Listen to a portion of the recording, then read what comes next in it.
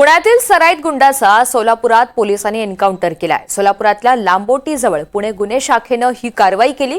शाहरुख उर्फ अट्टी रहीम असं या गुंडाचं नाव आहे। शाहरुख उर्फ अट्टी शेख याच्यावर पुणे पोलिसात अनेक गुन्हे दाखल आहेत।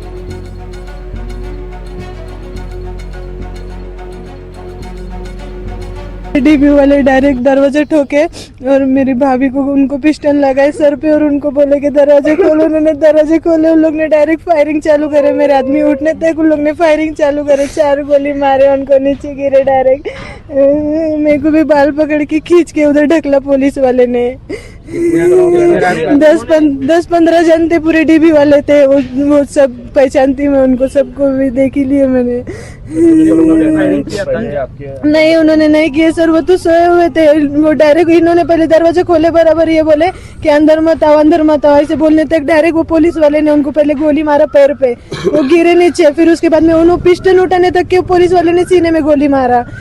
तर हे जबरदस्तीचं सगळं केलंय आणि सगळे गँग कुठल्याही लोकाला ओढवायचं आणि एकमेकाला जोडून सगळ्यावर मोका जोडून टाकते ते।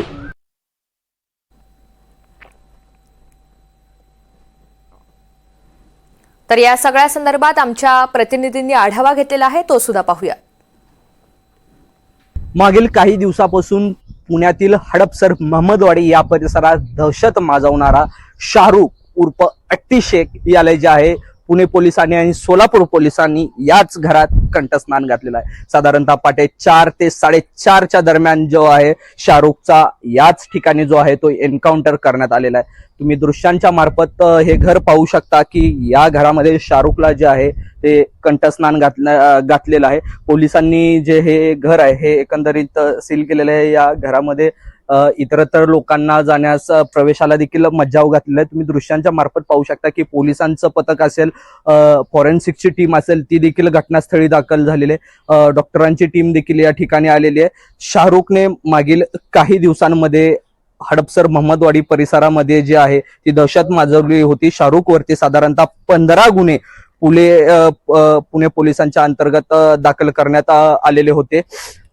या एन्काउंटरने जो आहे चंदननगर लांबोटी येथील जो चंदननगर परिसर आहे तो देखील म्हणजे खडबडून जागा झालेला आहे। साधारणतः कोणालाही अपेक्षा नव्हती की 4-4:30 वाजता जो सराईत गुन्हेगार म्हणून ज्याची ओळख आहे की त्याचा एन्काउंटर होईल।